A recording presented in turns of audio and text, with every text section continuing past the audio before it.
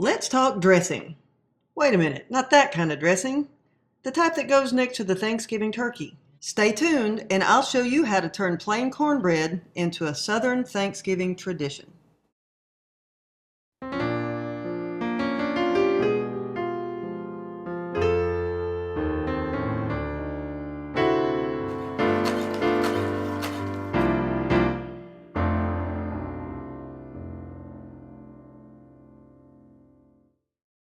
Step 1.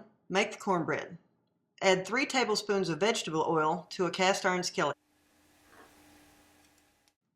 Don't forget to swirl it around a little bit to coat the whole bottom. Place it in a 425-degree oven for about 10 minutes to heat up the oil and the pan. You'll see why in a minute. Now mix up your cornbread. To make things easier, I put the poultry seasoning right in the cornmeal. Stir it up. Okay, next, 1 egg, which I beat up just a little bit, and 1½ cups of milk. Now you can use any cornbread mix you want, whether you make your own from scratch or this is a cornmeal mix, but please do not get the corn muffin mixes that have sugar in them. Make sure if you do use a pre-mixed cornbread that you don't get one that's sweet, because that would absolutely ruin this cornbread. Now be very careful because this pan is extremely hot, but we're going to pour this hot grease, good and hot, into the cornbread and leave the rest of it like that. And then we'll stir it in real quick. Now we'll put this into the pan. Hear that sizzle? That's going to ensure us a good crust on this cornbread. After 25 minutes, check it and see if it's done. If you press down in the center and it pops back up and doesn't stay dented, it's done. Let it sit in the pan for about 10 minutes and then we'll turn it out onto a rack. Add 2 cups of diced onion and 2 cups of diced celery, a big pinch of salt,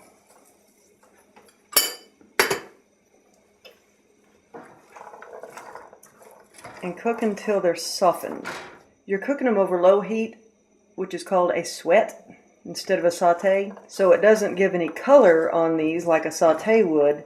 It just softens them and pulls out the flavor. This is getting close. Now remember, you want them tender but not mushy. They're going to cook more in the dressing too, so keep them a little bit crisp. For the moisture in the dressing, we're going to use homemade turkey stock.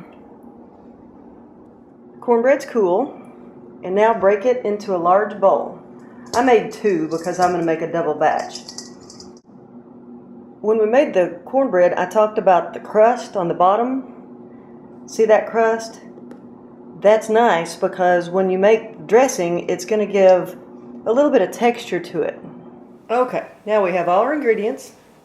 We've got the cornbread that's already chunked up.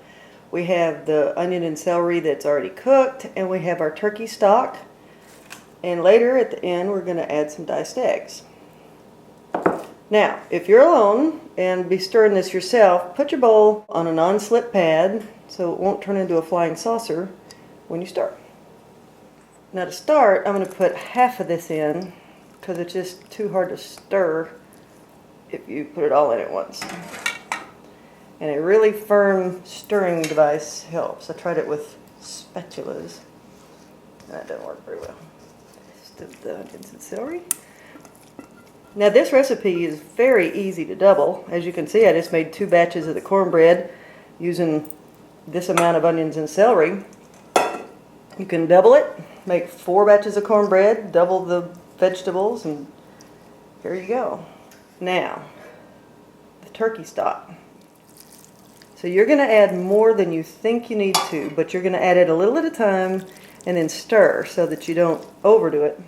This turkey stock doesn't have any salt in it, so that way you don't have to worry about over-salting your dressing. If you do buy store-bought broth, try to get the low sodium because you don't want to over-salt the dressing.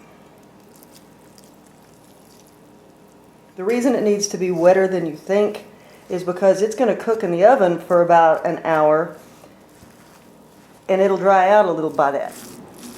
Now, see, it's pretty moist. I think we're gonna stop right there. See, that's pretty moist. Mix the eggs in and get your dish ready. Fold your dressing into it. Needs to be a pretty big dish. Okay, smash it down some. Don't pack it tightly because we want some texture in there. Cover the dressing with foil and cook covered for about 45 minutes. This will warm it through without drying it out. We'll remove the foil and cook it the last little bit. Remove the foil and let it cook under the broiler for just a few minutes until you get some good browned edges. Now go to my channel, Kimberly in the Kitchen, for all of my Thanksgiving recipes. See you next time on Kimberly in the Kitchen.